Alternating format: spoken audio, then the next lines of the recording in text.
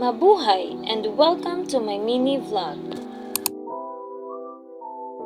For today's video, we will going to one of the famous place for its beautiful scenery here in Biliran province. It is located at Balaring Road, Barangay Belacsi, Kawayan, Biliran.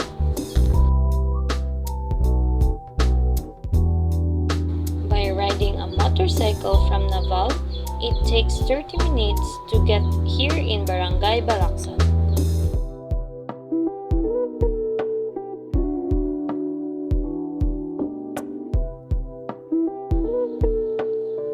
Welcome to Mondelo's Nature Park. Tara! Mondelo's Nature Park is a newly developed tourist attraction featuring stunning views of offshore islands and restaurants. Mondelo's Nature Park entrance fee for day tour is 25 pesos for adult, senior citizens and PWD is 20 pesos. For kids 0 to 2 years old is free, 3 to 9 years old is 10 pesos, 10 to 15 years old is 20 pesos. For day tour plus swimming pool, you have to add 50 pesos for adult. For senior citizens, PWD and kids, you have to add 40 pesos. If you want to do night swimming, you also have to add an additional fee. For room rates, they have standard room with one double bed, with breakfast, with TV, hot and cold shower, with air conditioned. That costs 2,350 pesos per night.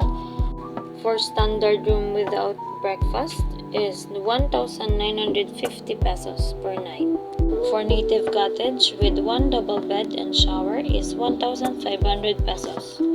For daytime cottages is 250 pesos. For nighttime is 500 pesos. Are you always busy and you are looking for a place to relax and relieve your stress?